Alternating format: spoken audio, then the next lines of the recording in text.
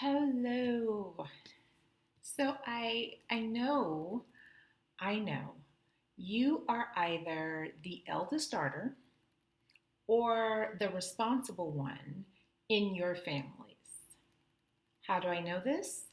I know this because we are the only ones that seek personal growth. We are the only ones that try to improve upon who we are. Hi, I'm Dr. Shemaya Vaughn, and I provide coaching to women who have moved beyond survival and are ready to thrive in their own lives. So today, I want to check in with you, right? With women like this, right? And I'm talking about the high achievers. Um, but the high achievers who go above and beyond and forget to shine. The super responsible women who no one checks on because no one checks on you because it is assumed that you are strong enough to navigate life alone. That is not fair. Most of us have learned how to get shit done through childhood trauma. Most of us are strong because no one protected us. No one stood up for us. No one showed up for us. So we learned to stand up for ourselves. We'll do it, right? So I want to take you back to 1985. I was 10 years old, and Whitney Houston was singing The Greatest Love of All. And this is on the radio, and then my aunts had the album, right? So my aunt's album rotation for Saturday morning cleaning included the Whitney Houston album from like no skips, right? She put it on and put that little thing. If you remember album, what is that called? The record player. It was a record player, right? And so you just put it down and it plays all the songs. So she's playing the songs, and of course, if you remember that album, a 10-year-old wouldn't understand some of the other themes of the songs, like love and cheating and, all that. But The Greatest Love of All gripped me. So I am seeing the mop bucket. I am smelling the pine sol. I taste the coffee cake, right? And I hear Whitney speaking my private thoughts with the most beautiful voice. So before I check in with you today, I must talk about how this song told me who I was, and I was okay with it. I was okay with it. Right? So first, she said, the children were the future. And I thought, yes, oh my gosh, my mother's side and my father's side of the family could have definitely benefited from the wisdom of the children in the family because we had a different viewpoint of what was happening. And we were primed to confront some of the ways that the parenting we received was not healthy, right? So of course, that's what I read into this at 10 years old. I like the line about the beauty they possess inside. They're still talking about the children because as a Black child, as a dark-skinned Black girl, we were not always told we were beautiful, right? There are a lot of jokes about being the darkest and all of that kind of stuff. And you could tell by the joke that it wasn't a compliment, right? And this is not a trivial compliment to say that, oh, you're pretty, right? So people would say, oh, you're pretty for a Black girl, or to be so dark, you're pretty, those kinds of things. That is not a compliment. It's kind of backhanded. So to tell a dark-skinned Black girl, you are beautiful, this is not a trivial compliment. It is one way to instill a sense of pride into Black children, namely Black girls, right? in a world that tells Black children we are violent, we are mean, we are fast, we are ugly, we are, all these negative adjectives that describe Black children that are simply not true, right? And any of the violent, meanness, fastness, ugliness, all of those adjectives come from trauma and poverty.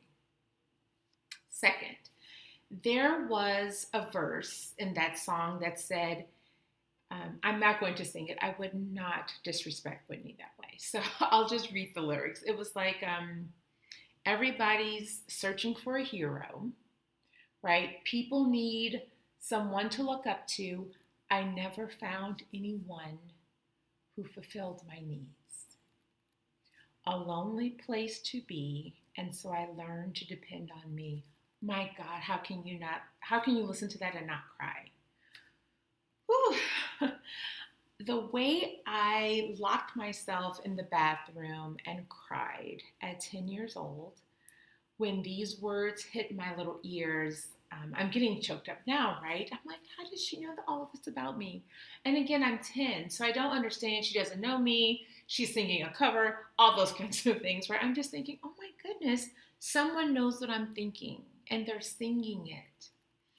So I look through my large extended family, both sides, right? So my parents are part of the boomer generation, right? So on my mom's side, there's like 5 aunts and 2 uncles.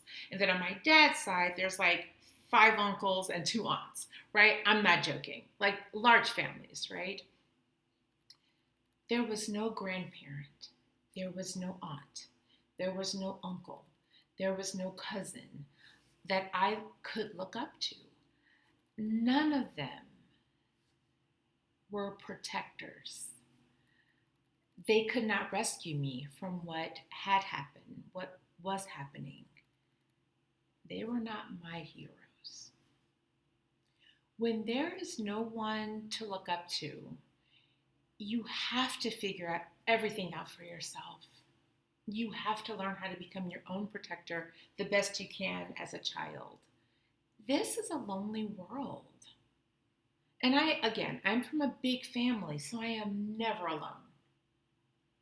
Yet, I was emotionally lonely, never feeling like I belonged in my own family. If this was your experience as well, I get it. At 10 years old, I realized all of this. Because I did not look up to the adults in my life, I decided not to follow in any of their footsteps, right? I didn't want their current life, so why would I model anything after that, right? To be sure, I've made some of their same choices, but for different reasons. Recently, I decided to stop saying that I have made mistakes, right? I had to correct my own language in my 50s. I have made choices, and sometimes the choices worked out in my favor, and sometimes they did not. These are not mistakes. These are just poor choices, right? If it is a mistake, you are doomed. If you make a mistake, you are doomed. If it is a choice, you can make a new choice, a different one. You can try again, right? And that's the difference between a choice and a mistake. So back to the song. I love the verse, if I fail, if I succeed, at least I'll live as I believe. No matter what they take from me, they can't take away my dignity. Whew. I knew that if I lived a values-based life, right, according to what I thought was right and wrong, I would win at life because I had the freedom and autonomy to make my own decisions, to make my own choices. Now, I didn't know all these words at 10, please believe me, but this was my thinking. I didn't know the words for it, but that was what freed me. I got into a lot of trouble because of this thought process, because I rebelled often. If I don't trust you as an adult, if I wouldn't model my life after you, it will be hard for me to be obedient. and compliant. At 10, I was this way. I was not easy to raise. I was not an easy child to raise because I could not be tamed. I could not be controlled. And if you told me if I did something, there would be consequences, because of the way my brain was wired, sometimes I thought the consequence was worth it. That is not easy parenting, right? No. Once I note the adults in charge of me were hypocrites, right? Saying one thing but doing another, it was difficult to accept their arbitrary rules, and that's what I called them.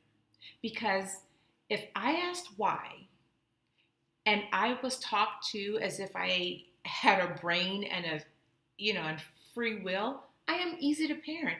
If you explain to me why things have to be this way, okay, got it. I'm ready to move with you, right? If I ask why and you tell me because I said so, we have a problem. We have a problem because who are you, right? With your faulty logic and your hypocriteness. I don't know what that is, right?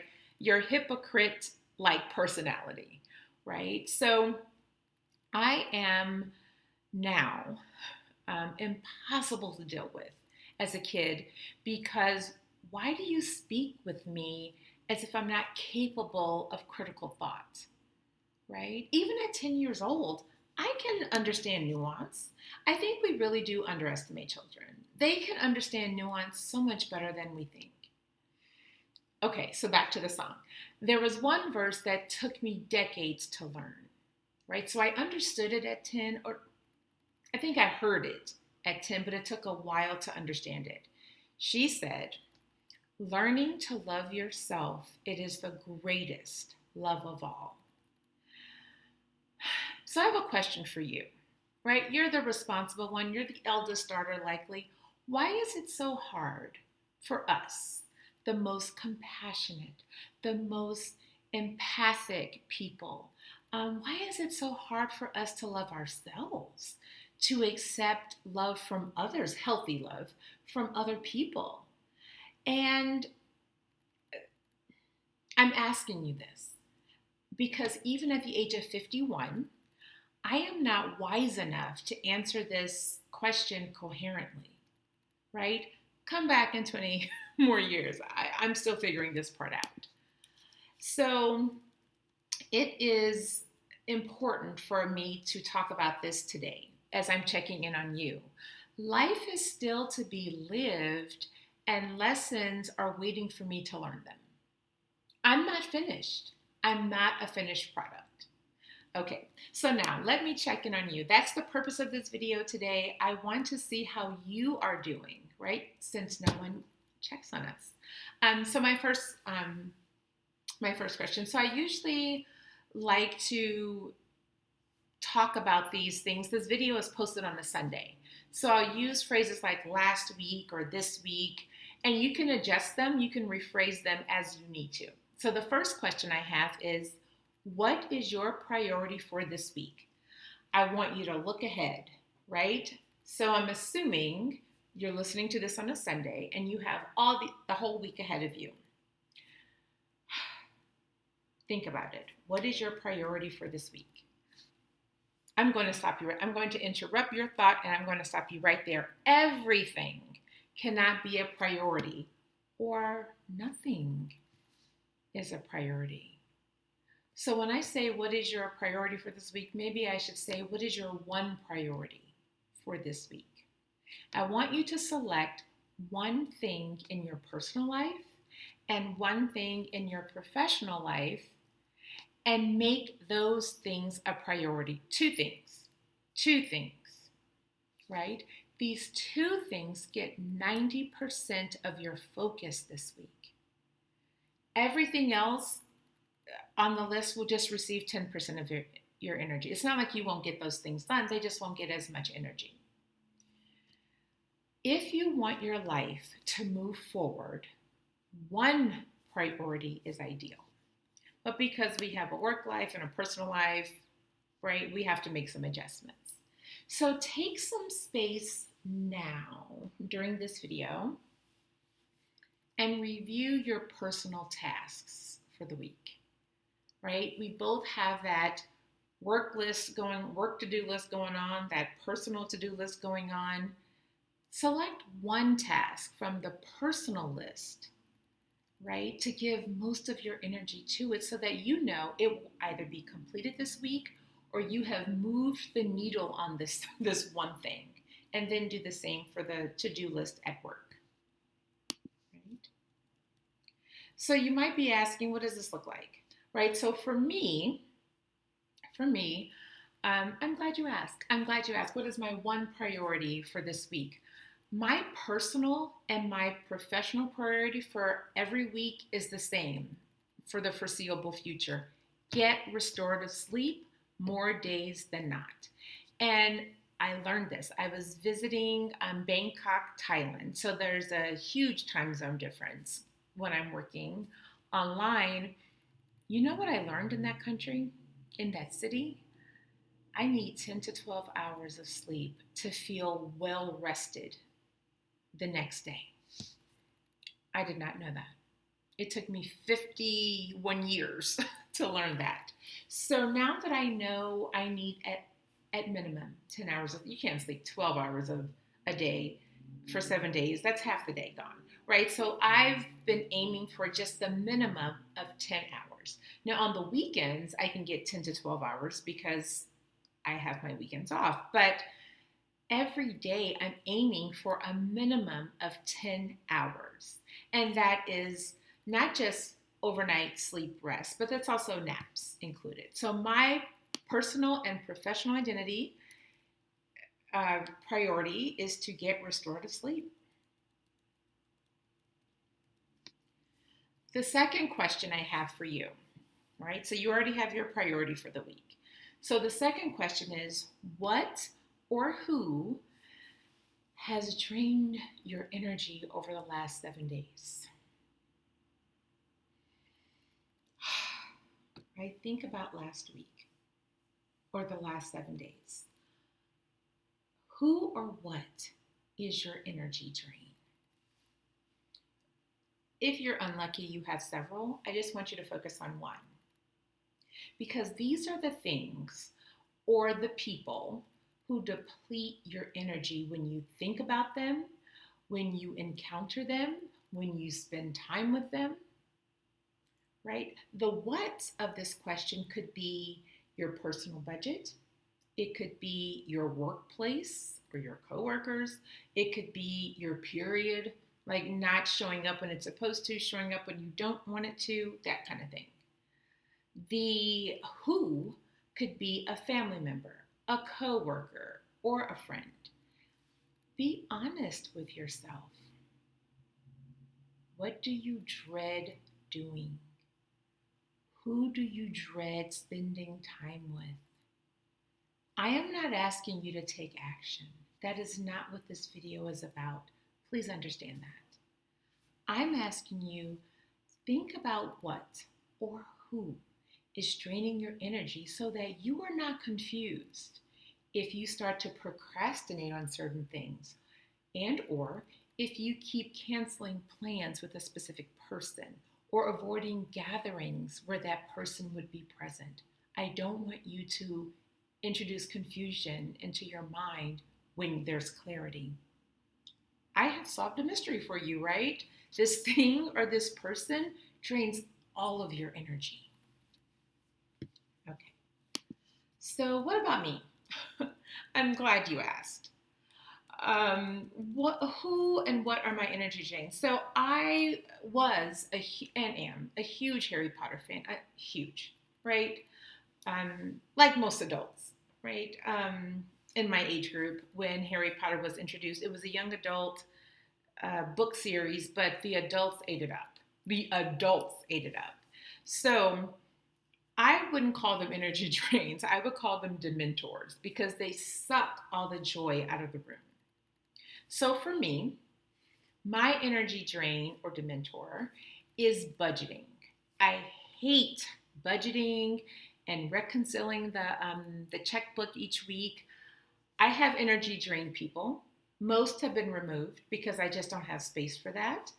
I have ended relationships and friendships. I have gone no contact with people. I have gone low contact with people. So the remaining energy drains are responsibilities. And I manage my interactions with them to preserve my energy. So if I have space, I give them minimal time and energy occasionally, but never daily, never weekly. And because I hate budgeting and reconciling the checkbook, one thing I've done is automate all of my bills. Right? And whew, it's just a relief. I know it probably sounds like, oh no, they'll have too much access to my account. Fuck it. I couldn't take the constant multiple times throughout the month with all those different due dates, figuring, okay, let me pay this online. Okay, let me mail a check in here. Okay, let me call and make. That was driving me absolutely insane. I would procrastinate, and then of course I have late fees, right? So I put everything on auto pay. And now, instead of multiple times, throughout the month, whenever the due dates are due, every week, every day that I decide, every time that I decide, I sit down and I reconcile the checkbook, right? I do the reconciliation that we do every week anyway, or that we do with our bank account. And that has made it easier for budgeting and reconciling the checkbook because I'm not doing it at random times throughout the month.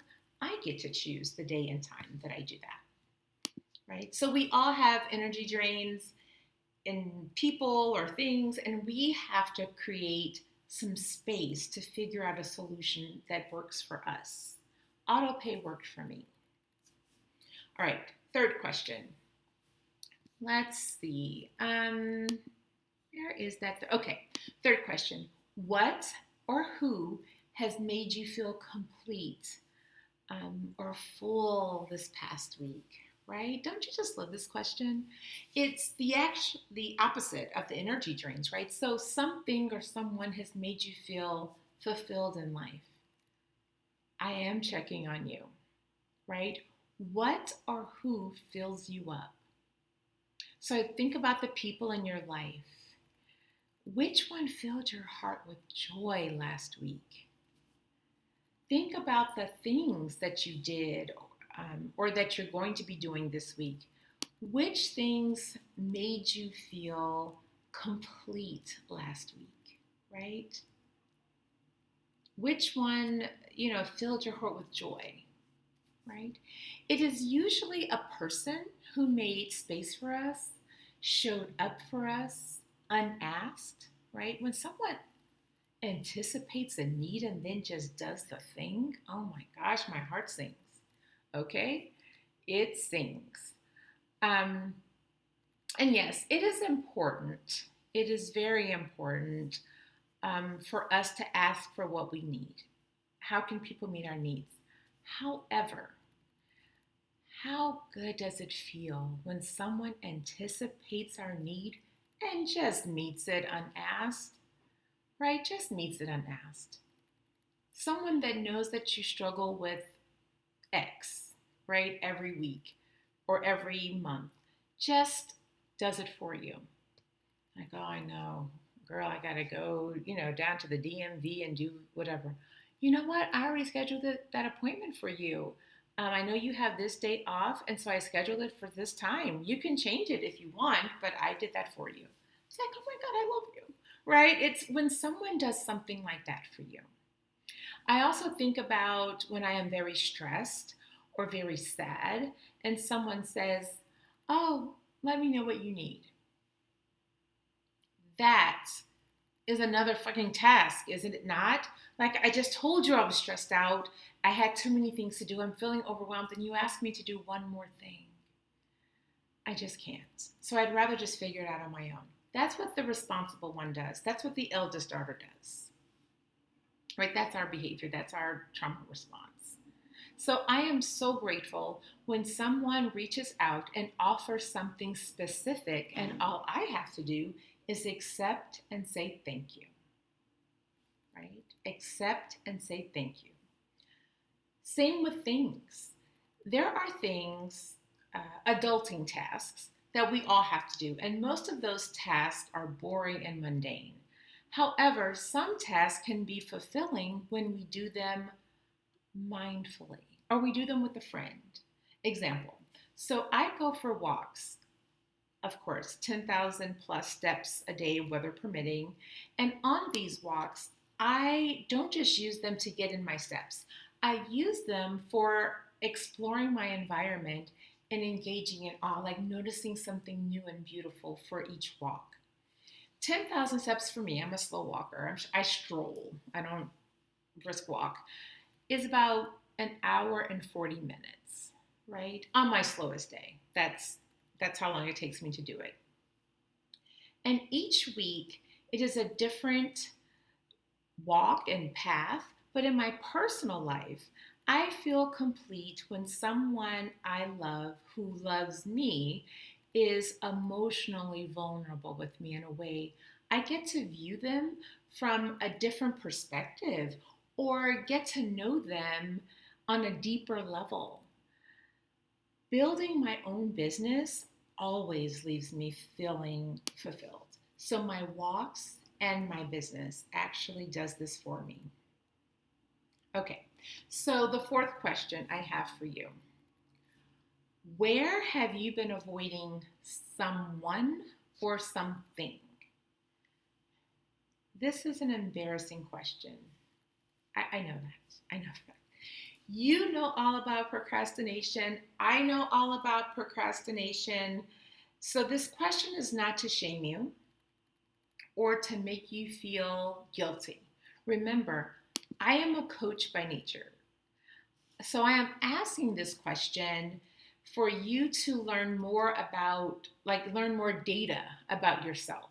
If we avoid someone, they may be an energy drain, or we are avoiding a conversation or a confrontation we need to have with them because we don't have the words, or we don't want the experience of their negative response to what we have to say, right? We have a reason for procrastination. It's not laziness. It is not laziness.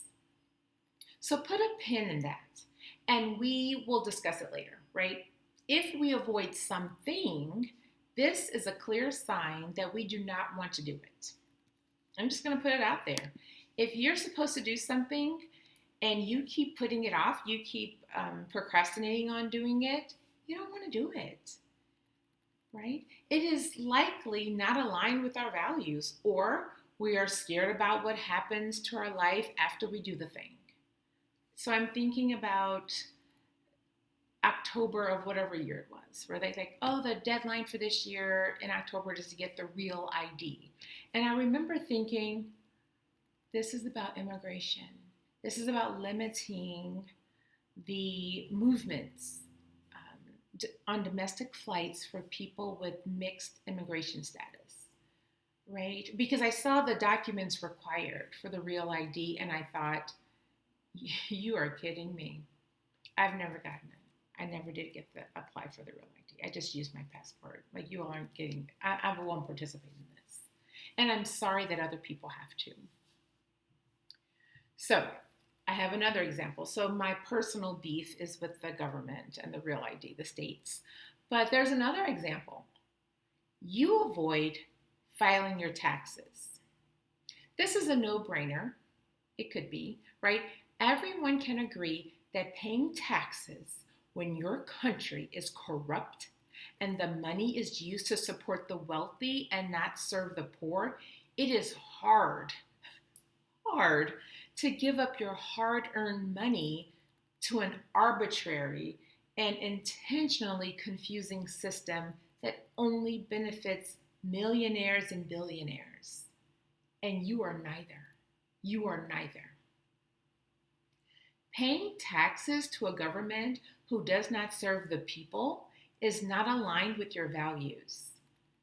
When your taxes can be used to start wars that kill others, that is not aligned with your values. Hell yeah, you're going to procrastinate. Right? Now, okay, I'm off my soapbox for a little bit. Let's circle back around to people avoiding. right? So life is too short. Life is too short. You know this. I don't know if I'll wake up in the morning. That's how short life is. Handle it. Because I don't know if I'm going to wake up tomorrow, I'm not procrastinating on dealing with people. I'm going to handle it because I don't want to spend any more time with them than I need to. Life is too short. If it is a conversation you do not want to have, but the relationship or friendship cannot move forward without that very necessary conversation, take a deep breath, right? Exhale. I am saying this from a place of love. Consider if this person is worth making space to meet with them in person, to start the conversation within the next 30 days. If this relationship is important to you, text the person today. Today. Start scheduling a get together over coffee or tea. It is not wise to have a heavy conversation over a meal, right? Like that's a waste of money. Keep the stomach contents light, right? We are all busy, which is why I say give it 30 days. If possible, take a half day from work to make the meeting work. If this relationship is that important to you, meet in public, not in private. You don't need to stretch on for days. You need to be able to walk away without trying to leave their home or getting them to leave your home if it does not go well. Right? If you are avoiding something, a task, plan to tackle it within the next 30 days or pay someone else to do it for you. Like, just do it. Just invest in yourself in that way. This includes taxes, laundry, cooking, and caregiving. There is an app for all of those, right? There's no excuse anymore with technology to have to do everything on your own anymore. If you are procrastinating on something, if you're avoiding something, delegate it. That's what the money is there for. That's why you work so hard for your income to do things like this. Now, if you are avoiding someone, again, to review, plan to meet in the next 30 days or ask yourself how important the relationship is to you. Either way, stop lying to yourself about the reason you are procrastinating on spending time with the person. All right. Question number 5. What is a boundary you are planning to uphold? Now, this is a tricky question because some therapy words have leaked into social media, but the definitions are not accurate. So a boundary is for you. It's a promise to yourself about what you are going to do. It is not for another person. So when people say things like, oh, they violated my boundaries, I don't understand how that happens because the boundaries are for you, right? Only you can violate your own boundaries. If you are talking about someone violating your boundaries, you are usually talking about someone violating some ground rules you communicated to them, right? So, for example, telling someone, please don't contact me again, that is not a boundary. You can't control their behavior. A boundary, if I'm going to block this person, or when I see their name, I'm not going to answer. That's a promise to myself. That's a boundary for me. No one can violate that. I'm deciding to engage with the person. So when you say, can you please not call me? If you mean that, make it impossible for them to reach you. All right, so let's make this more clear with an example. I have a self-boundary not to work on the weekends, not to hold coaching sessions or therapy sessions on the weekend. However, when I meet someone that has an impossible weekday schedule, I will make an exception for a limited time. These people are not violating my boundaries by asking to meet on the weekend because the boundary is mine. I can honor my boundary and say no, the usual response. Oh no, I don't work on the weekends. right? Or I can make an exception with the new boundary. Yes, I will meet with you on the weekend, but only for 1 month, right? That's an example, right? Or yes, but only for this one session. So that is something that is an example of a boundary, not a ground rule. So I'm very clear.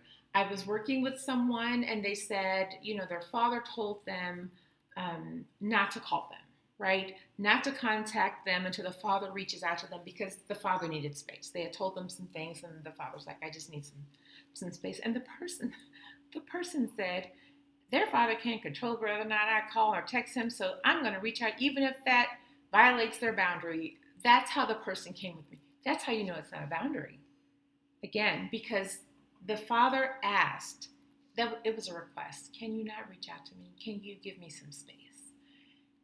The father can make the request but cannot control the person's behavior, the adult child's behavior. So this person just kept reaching out anyway, right? That's not violating boundaries. It's disrespectful. It's not good for emotional connection, but it's not about violating boundaries, right? That was not a boundary. Again, that was a request. Honor people's need to take a break from you, to repair the relationship at a later date. They are not avoiding you. In their request, they are hoping to be in a better emotional state to repair the relationship at a later date. You do the same thing, right? So to reiterate, a ground rule or a request is about someone else's behavior, which is out of your control. You're just asking. You're just asking. A boundary is a self-rule about your behavior within your locus of control, right? Now, so the question repeated, what is a boundary or a self-promise that you are planning to uphold this upcoming week? Examples may include things like going to the gym 3 times a week, which requires saying no to any requests of your time during the gym date. The boundary is saying no to outside requests. No one can violate promises you make to yourself. Boundaries you set for yourself. You're welcome. Okay, so question number 6. This one is, I think, simple, right? Who has supported you this week? This is not a soft question. It's an easy question, but it's not a soft question because I am asking you, as a friend that cares, who in your support network has showed up for you, asked or unasked? Support can be financial, social, emotional.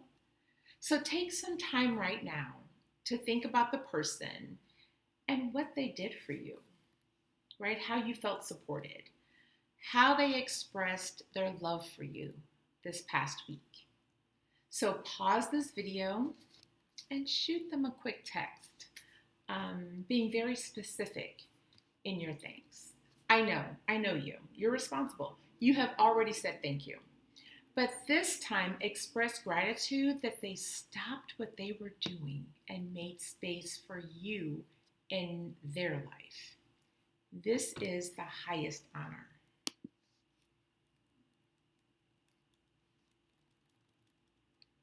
Okay, so question number 7. Friend, who have you supported this week? This list is probably longer than the list for the last question. And that is our reality as eldest daughters or the responsible one in the family. So take a deep breath, in through the nose, out through the mouth. Think about all of the people who you have supported in the last 7 days and how you supported them. Express gratitude for you. You are an amazing person. You know how I know you're amazing? Because when I asked the last question about who supported you, I'm sure it took you a while to consider who it was or what they did. But when I asked who you supported, the list was long. The things that you did was long. You are an amazing person, but you're not perfect. None of us are. But I am 100% positive that your list is longer than, you know, what people do for you. So never forget to remind yourself how generous you are with your time, with your money, with your energy. The answer to this question about who did you support also means you deserve all the good things you have and will continue to experience. We get back what we put in. It's not transactional. It's reciprocity. Lauryn Hill made me fall in love with this word in that song X Factor. I think it's X Factor. Something about how can I get some reciprocity or something like that. If you know, you know. If you know, you know. But I have loved that word ever since because it's opposite of transactional to me. Okay, so question number 8 is similar to the question about procrastination and avoidance. What do you keep putting off? So this question is similar to avoidance and procrastination, but it's not about avoidance and procrastination. I am asking about something important to you. Something important to you that you have not made time for in your life. That's how it's a different question. Right? What do you keep putting off? Do you want to learn how to swim? Right? And you're not making time for swim lessons? Do you want to get tested for a genetic disease that you're worried about every time you go to sleep at night or every time you feel a pain or an ache? Do you need to schedule that appointment? Do you need a physical or a pap smear? Right? And I'm not judging you for that, right? Because those are uncomfortable things, but you know that they're important for your health. We put off things that require us to center our needs because we erroneously believe other things, other people are more important. Our spouses, our partners, our children, our job, someone else's needs. So I implore you. So pause this video, drag out your calendar, and schedule some time in the next 30 days to make that appointment, make that call, research that swim class in your area. I schedule time to buy and read a whole book, right? So I'm just giving you an example. That's how important things are to me. Like, oh, I haven't, been able to lose myself in a good book in a while. And I've heard this new book is going to be great. I take a day off. I go to the bookstore. I buy the book. I get my coffee or tea. I go home. I relax and I read the book cover to cover that day. I don't do anything else. Right? If I've been putting off a book that I really want to read. Okay, question number 9. What behaviors or habits can you pick up or put down this week? So this question deserves simplicity. You will only discuss or describe a habit to either put down, stop, or do less of it, or pick up, start something new. Please avoid the tendency toward perfectionism where you want to do both. Do not overwhelm yourself that way. So this question is asking you to assess how you are living your life most days and deciding which habit needs to be eliminated or adding a new habit to improve your quality of life. So I have a very good example, right? If you smoke, this could be a sign to start weaning yourself away from smoking or vaping. And there are smoking cessation support groups. They're plentiful, right? There's lots of them now. If you are putting anything down, if you are stopping any habit, please seek support.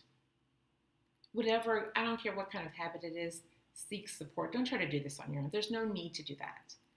You have the habit for a reason and will need help putting the habit down. There is no reward for doing it by yourself, for doing it the hard way. No reward, right? Now, if you want to add a new habit to your life, such as running or saving money, I would recommend the same. Get support by joining a running group or getting an accountability partner or hiring a financial planner or advisor to help with budgeting to save money. I know you're probably thinking, experts are always suggesting we spend money to hire another expert, to help us do something, save money, for example. Review your finances for the last 30 days. I'm not joking. Like, just go to your bank account and download the latest statement. You don't even have to do all this scrolling. Just download the latest statement for the last 30 days, for the last month. Look at the disposable income spending. What is the total?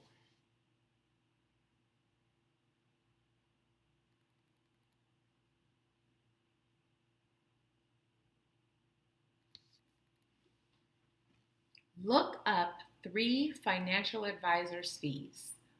What is that total? I will not spell it out for you. Pay for what you need. Again, I ask, what is one habit you will stop this week? Or what is one habit you will start this week? Okay, last question, number 10. Before I ask this question, please know I am not asking about a to-do list. I am asking if your to-do list reflects your value system. The question is, what does the next 7 days look like for you? How many of your tasks or activities are important to you?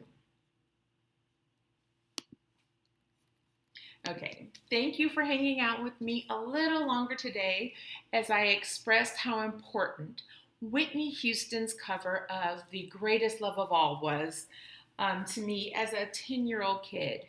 Can you remember the first song that spoke to you like that? I'd love for you to drop it in the comments.